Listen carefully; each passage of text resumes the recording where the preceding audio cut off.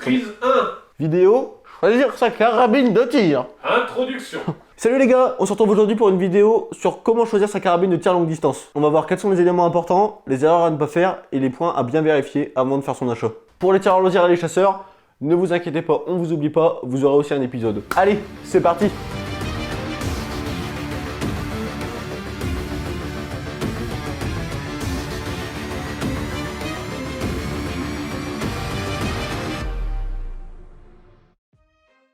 Donc dans cette vidéo, on va voir les points clés pour choisir sa première carabine de tir longue distance. On parlera pas aujourd'hui des calibres, ça fera l'objet d'un autre épisode. Donc on va voir comment choisir sa carabine en fonction de l'usage, du budget, et on va regarder les points importants à ne pas négliger. Je vous mets ici les petits timecodes pour vous retrouver dans la vidéo. Donc la première chose à se demander, c'est dans quelles conditions je vais utiliser mon arme. Donc le type de tir et la plage de distance d'utilisation. Tu vas pouvoir choisir une carabine qui va soit tirer à courte distance, soit tirer à longue distance. Tu vas évidemment pas prendre la même carabine si tu tires à 800 mètres ou si tu tires à 50 mètres. Attention cependant à ne pas voir trop grand en choisissant du matériel qui n'est pas adapté à ton utilisation, donc du matériel qui est trop gros. Surtout si tu n'as pas l'occasion de t'en servir avec soit l'endroit pour pouvoir tirer, soit le temps d'y aller. Parce que ça va exploser ton budget et c'est pas du tout cohérent dans le choix d'une première arme. Donc je te mets dans la description un lien qui va vers le blog Les Tireurs. Si tu veux retrouver cette vidéo sous forme d'article avec un peu plus de précision, n'hésite pas à y aller faire un tour. Donc pour le type d'usage de ta carabine, on va distinguer 4 types de tirs. Le tir sur gong, le tir sur cible, le PRS et le bench rest. Donc le tir sur gong, c'est la pratique de tir la plus courante parce que c'est une des plus faciles à mettre en place. C'est facile de trouver des gongs ou de les faire soi-même. D'ailleurs, on fera une vidéo où on fabrique nous-mêmes nos gongs, tu verras ça bientôt. C'est aussi pratique du coup puisqu'on voit, comme je disais, la cible bouger et c'est ludique parce que tirer sur un bout de ferraille, c'est marrant.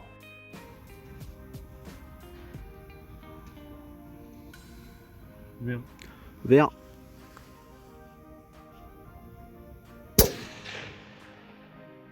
Oui, là. En plein dedans. C'est mieux de tirer du coup sur terrain sec, puisque quand tu rates, ça fera de la poussière. Sur terrain humide, si ton ogive a peu d'énergie à l'impact, tu verras pas forcément l'impact. Alors c'est la pratique du tir à longue distance la plus répandue, parce que c'est la plus simple à mettre en place. En plus, c'est pas trop cher au niveau des cibles, surtout si tu fabriques les gongs toi-même. Donc le deuxième type de tir qu'on retrouve, c'est le tir sur cible, qui se pratique en général sur des cibles en papier ou sur des cibles électroniques. La pratique de tir la plus courante en compétition dans ce type de tir-là, c'est le F-class, qui se pratique de 300 à 1000 mètres. Donc le tir sur cible, ça demande en général un matériel qui est un peu plus pointu parce qu'on va essayer d'avoir des groupements qui sont un peu plus serrés et donc un matériel qui est des fois un peu plus cher. Donc ensuite on retrouve le PRS qui est une pratique de tir qui se pratique souvent sur le gong et qui consiste en fait à tirer dans des positions différentes qui sont plus ou moins confortables. C'est une discipline de tir qui se pratique seule, donc on va choisir en général un calibre avec un faible recul, ce qui permettra de voir son impact si on rate parce qu'on n'a pas de spotter. Et enfin on retrouve le bench rest qui est la recherche de la plus grande précision possible. On cherche à faire le groupement le plus serré possible, donc ça se pratique sur un banc qu'on appelle du coup un bench, et on retrouve des groupements qui sont juste hallucinants. Et du coup c'est important avant de se lancer dans l'achat d'un matériel, de se demander quel type de tir tu veux pratiquer, puisque ton matériel va dépendre surtout de ta discipline. T'as déjà tout essayé toi dans les disciplines là, dans les 4? Bah, moi je fais surtout du tir sur gong parce que c'est plus simple et qu'on fait les gongs nous-mêmes, mais Genre le bench rest et le PRS. on fait pas de bench rest parce qu'on est trop nul Benjamin, on n'a pas le budget sur la chaîne Benjamin. Du PRS on en fera à la 22 long riff, on vous fera une vidéo là-dessus. Et donc au niveau du budget, ce qu'il faut bien retenir, c'est qu'une fois que vous avez choisi quel type de tir vous voulez pratiquer, le seul facteur limitant, à part la facilité à s'approvisionner dans le matériel que vous voulez, c'est le budget, c'est toujours ce qui va vous limiter. A savoir que pour une arme nue, on peut trouver des choses très correctes à un prix qui reste très modéré, si on sait directement ce qu'on veut et qu'on ne fait pas d'erreur lors de l'achat. Faut essayer de limiter l'achat de matériel qui est assez exotique et rester sur du standard, des choses qui ont fait leur preuve. Pour plusieurs raisons, parce que c'est difficile à réparer et aussi c'est très difficile à revendre. Parce qu'un matériel qui est peu répandu et qui n'a pas fait ses preuves, peu de gens en veulent, donc vous aurez beaucoup de mal à le refourguer. Si vous voulez en changer un jour, ce sera compliqué et vous perdrez beaucoup d'argent. Donc on évite les erreurs sur le budget, ça peut coûter cher. Donc je vais parler ici du choix d'une arme dans une configuration qui est assez générale. Ce sera à vous d'affiner vos critères en fonction de l'utilisation que vous en avez et de votre budget. Ta première arme, c'est quoi La première que j'ai achetée c'était la 22 long riff, c'était la petite Mossberg. Et je voulais juste une carabine qui tirait et j'avais pas de budget donc j'avais regardé ce qui était le moins cher et c'était ça. C'est une lunette que j'ai récupérée sur une air comprimée. C'était du low cost. Ouais, je vois ça. Donc dans le choix d'une arme, il y a deux grandes possibilités. C'est soit l'achat d'une arme de série, soit la fabrication d'une arme custom. Donc une arme custom, l'avantage c'est qu'on peut choisir chaque composant de l'arme, on peut choisir son action, son canon, tout ce qu'on veut dessus. On peut aussi choisir à quel point on va pouvoir sortir l'ogive de la cartouche. Ça va permettre d'optimiser un peu son calibre en ayant plus de place pour la poudre dans la cartouche. Ça permet en général de faire des armes qui sont plus performantes. Pour tout ce qui est rechargement et l'optimisation d'un calibre, on verra ça dans une autre vidéo. Et du coup, choisir un custom, ça se fait surtout avec l'expérience, quand on a bien cerné ses besoins. Donc pour débuter, je déconseille fortement l'achat d'un custom, parce que ça coûte très cher. et si vous vous ratez, c'est mort quoi. Alors du coup on va regarder point par point les différentes parties d'une carabine pour savoir ce qui est important, donc on va le faire en regardant sur celle-là. Alors du coup on va démarrer par l'action, donc c'est le point principal d'une carabine, c'est là-dessus qu'on va fixer le canon, qu'on va venir attacher la détente, c'est le point central.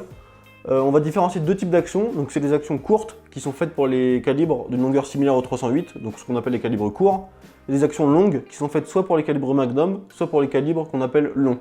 On peut utiliser une action longue pour un calibre court, ça va permettre d'utiliser les chargeurs même avec des cartouches optimisées, mais ça peut vite être le bazar au niveau du chambrage avec le chargeur, parce que la cartouche peut se mettre en travers. Donc calibre court, action courte, partez là-dessus. Donc les actions elles vont dépendre des marques. Une marque qui est réputée pour avoir une action et une culasse super fluide, c'est les Tikka. La fluidité d'une action ça n'a rien à voir avec la précision, c'est surtout du confort. Donc vous fiez pas à ça pour dire qu'une arme est bonne ou mauvaise. Alors c'est bien de choisir une action qui est assez répandue, parce que le jour où vous allez recanonner votre arme, si vous voulez la recanonner, ce sera plus simple avec une action standard. Donc typiquement les Remington se recanonnent très bien. Les Savage, vous pouvez les recanonner même vous-même. Donc partez toujours sur du répandu, c'est le conseil de base. Donc pour ce qui est du canon, on va distinguer trois grands critères: sa longueur, son profil et son pas de rayure. Donc la longueur du canon, elle va dépendre essentiellement du calibre que vous utilisez et de l'usage que vous avez de votre arme. Un canon plus long, ça va être balistiquement plus avantageux puisque la poudre va pousser l'ogive plus longtemps dans le tube, ce qui va donner plus de vitesse, et qui dit plus de vitesse dit moins de chute et plus de résistance au vent. T'es résistant au vent toi? J'ai toujours été résistant. T'es plutôt rapide en même temps donc... On me l'a dit depuis tout petit. C'est vrai? On m'a dit Benjamin, toi tu seras... T'es résistant au vent? T'as un bon coefficient balistique non? Ah bah ouais. Certains calibres comme les Magnum nécessitent un canon assez long d'au moins 26 pouces pour pouvoir exploiter pleinement toute leur poudre. On parle de facteur d'expansion de la poudre, mais on en parlera dans une autre vidéo, c'est assez technique. Il y a très peu de calibres qui se mettent à freiner dans le canon parce qu'ils n'ont plus de poudre à brûler, à part la 22 long rifle, mais qu'on n'abordera pas aujourd'hui parce que pour moi c'est pas un calibre de tir longue distance, même si on peut l'utiliser pour ça. Donc n'ayez pas peur d'avoir un canon long, ce ne sera que bénéfique. Les problèmes d'un canon long, c'est que ça va être très vite encombrant, assez lourd, et que ça peut devenir trop souple. Donc un canon long, il va avoir tendance à vibrer, ce qui peut être source de perte de précision. Donc pour éviter ce problème, on va faire ce qu'on appelle un canon à profil lourd. Donc c'est un canon qui a la bouche à un diamètre de plus de 22 mm. Donc on se retrouve vite avec un canon qui est très lourd, ce qui peut être embêtant si vous vous déplacez beaucoup avec votre arme ou si vous êtes limité en poids pour une compétition. Un autre point très important du canon, c'est le pas de rayure. C'est en combien de pouces le projectile fait un tour sur lui-même. C'est super important de bien choisir son pas de rayure, puisque les projectiles les plus intéressants pour nous, qui sont les plus lourds, c'est aussi les plus longs et qui nécessitent les pas de rayure les plus courts pour être stabilisés, donc choisissez-le bien. En gros, les projectiles les plus intéressants en tir, c'est les plus lourds, Oui, d'accord. parce que c'est ceux qui ont le meilleur coefficient balistique en général, donc c'est ceux qui sont le moins influés par le vent et tout ça. Et c'est aussi les projectiles qui sont du coup pour être lourds dans le même diamètre, les plus longs pour être stabilisés. Il faut que les pas de rayure soient plus courts pour qu'ils tournent plus vite sur eux-mêmes. D'accord, ok, ouais. C'est bon, je vois. Après, t'as 2-3 autres petits points négatifs d'un pas de rayure qui est assez court, mais enfin c'est négligeable. Le choix du pas de rayure, il va dépendre évidemment du calibre. En général, il faut retenir que plus un calibre est long et fin, plus il nécessite un pas de rayure qui est court. En gros, pour donner un exemple, avec un calibre qui est extrêmement courant, donc comme d'habitude le 308, on va choisir un pas de rayure qui se situe entre 10 et 12. Si vous voulez tirer des projectiles qui sont assez lourds, donc plus de 185 grains, il va falloir au moins un pas de 10, parce que sinon le projectile ne sera pas stabilisé. Un autre point important sur le canon, c'est de vérifier qu'il est bien fileté si vous voulez fixer un réducteur de son ou un frein de bouche. Alors ensuite, un point important à vérifier sur son arme, c'est la détente. Sur les armes de série, on a en général des détentes qui sont des détentes donc, de série, qui sont assez courantes, comme la Exmar Pro chez Remington, la AQ Trigger chez Savage. C'est des détentes qui sont bonnes, sans être excellentes. Elles font en général l'affaire si vous faites du tir sur gong, du tir sur cible. Mais vous pourrez les changer pour des détentes qui sont beaucoup mieux. Il y a par exemple les Timney ou les Jewel qui sont vraiment la référence dans le milieu. Et pour 300 €, vous montez une super détente avec moins d'1 kg sur le coup de départ, très franc. Parfait.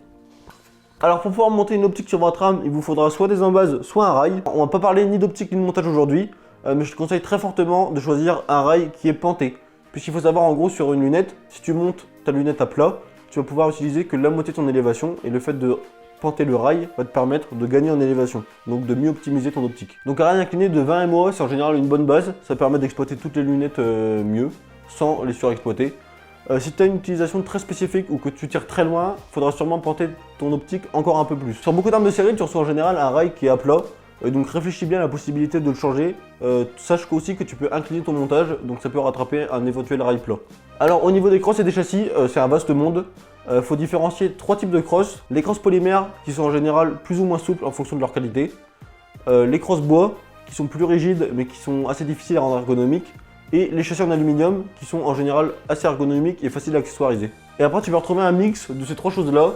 Par exemple, chez PGM, tu peux retrouver des châssis en aluminium avec une poignée en bois, parce que c'est plus joli. Tu peux retrouver chez Sabati un châssis qui a l'air d'être en polymère, mais qui est en fait un châssis aluminium plus rigide. Donc à toi de chercher, des châssis en existe, des quantités incroyables. Alors un châssis c'est hyper personnel, ça va dépendre de la physionomie et des goûts de chacun. Il faut savoir qu'un châssis ça n'améliore pas directement la précision de l'arme, mais ça améliore ton ergonomie. Et donc ça peut améliorer via la stabilité ta précision. C'est important d'avoir un châssis qui te plaît, ça te permettra de ne pas te lasser de ton arme et d'être toujours aussi heureux quand tu la sors. Bah, j'ai bien bu. J'ai entendu, t'inquiète. Alors je peux pas te conseiller un châssis en particulier, mais on va voir les différents points importants à vérifier. Le premier point important, c'est le réglage de la crosse. Tu trouves une multitude de crosses qui se règlent plus ou moins. Moi je trouve que les points importants, c'est d'avoir au minimum un appui-joue qui se règle et une longueur de crosse qui se règle. Ça permet d'adapter la carabine à ta morphologie et aussi d'être plus stable parce que tu pourras bien te caler dans la carabine. Si tu comptes utiliser un monopode sous ta crosse, vérifie que tu as bien la fixation pour pouvoir en mettre un. Mais pour débuter, je te déconseille fortement le monopode. Pars plutôt sur un sac de tir.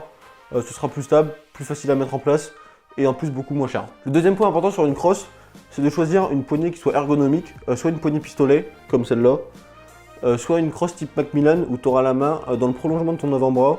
Ça évite d'avoir le poignet tordu comme sur les crosses type anglaise, ça te permet de gagner en stabilité surtout sur les longues sessions de tir. Le troisième point important, c'est de vérifier le type de chargeur. La première chose à se demander, c'est est-ce que tu as vraiment besoin d'un chargeur grande capacité et est-ce que tu as même besoin d'un chargeur tout court, puisque si tu tires seulement en stand, tu pourras tirer balle par balle et si en plus tu recharges et que tu optimises ton calibre en augmentant la longueur de ta cartouche, tu ne pourras pas forcément utiliser le chargeur. Si cependant tu veux utiliser un chargeur grande capacité, vérifie que ta crosse est bien compatible et privilégie un type de chargeur standard comme les ICS. En quatrième point, c'est important d'avoir un système de fixation pour fixer un bipied. Tu peux utiliser pour débuter un sac de tir pour t'appuyer, mais tu vas vite te rendre compte qu'un bipied c'est bien pratique. Alors pour fixer ton bipied, tu peux trouver différents types de fixations. Tu peux trouver les grenadières, un rail Picatinny, un rail Arca, une fixation type M-Lock. Ce qui est important, c'est que tu puisses fixer ton bipied. Et pour finir, un châssis en général, il faut savoir que c'est assez cher. Si tu débutes et que ton budget est serré, je te conseille de partir sur la crosse de base qui est fournie avec une arme de base et d'économiser un peu pour changer plus tard pour avoir un nouveau châssis qui te correspond, qui te convient et qui te plaît.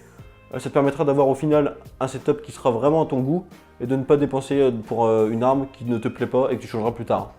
Alors pour faire une petite synthèse à tout ça, un point important à ne pas négliger, c'est le poids de l'arme. Si tu fais de la compétition, déjà tu seras limité en poids. Si tu transportes beaucoup ton arme, tu seras content qu'elle soit pas trop lourde. Une arme lourde, elle sera beaucoup plus stable, donc aussi plus agréable au tir, puisque le poids va permettre de compenser un peu le recul. Donc fais bien attention à ce point-là. Et pour finir, c'est plutôt bien d'avoir une plaque de couche amortissante sur ta crosse, même pour les calibres qui sont peu violents. Ça permet d'être mieux calé dans la crosse et de diminuer le recul, c'est toujours un plus. Donc maintenant, je vais te conseiller quelques armes en fonction de ton budget. Alors c'est bien important de comprendre que c'est mon choix personnel, en fonction de mes critères personnels. Moi, je suis plutôt tireur sur gong, avec un budget, on va dire, modéré.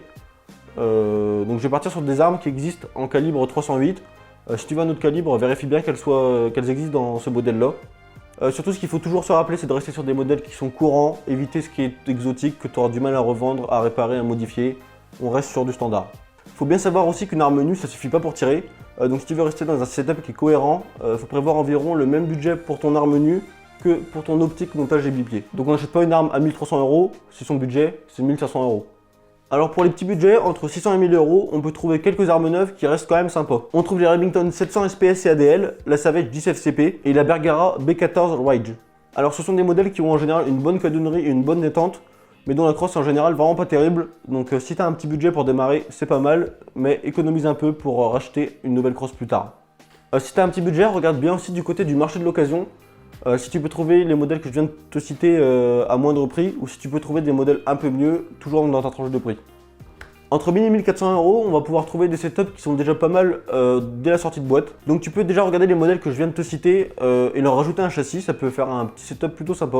Alors pour les modèles que je te conseille dans cette gamme de prix, tu vas retrouver des modèles comme la Sabati Tactical Evo avec son canon de 28 pouces au profil ultra lourd qui est vraiment super. Tu retrouves aussi des armes comme la Tikka T3X Tactical, la Bergara B14 HMR, la Savage Axis 2 Précision ou la CZ 557 Varmint. Entre 1400 et 2000 €, tu vas retrouver des armes qui sont déjà très satisfaisantes. Tu peux retrouver des armes comme la Owa ou une Remington dans un châssis Oryx, la Remington 700 PCR ou la Ruger Precision Rifle avec un châssis qui est vraiment fou. C'est vrai qu'il est beau, putain. Je dis que j'en prendrai une un jour, quand j'aurai plein de sous. Dans cette gamme de prix, tu peux aussi retrouver des châssis qui sont vraiment excellents à monter sur des carabines de base.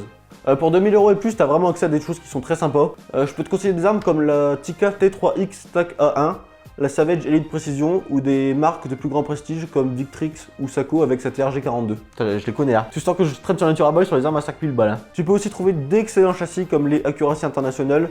Bon bah je crois qu'on a fait à peu près le tour de ce qu'il faut savoir pour acheter sa première carabine. Ce qui est important, c'est de ne pas se précipiter, faire les bons choix et de choisir une carabine qui te plaît. Allez, on se retrouve la semaine prochaine pour un nouvel épisode. A plus les gars!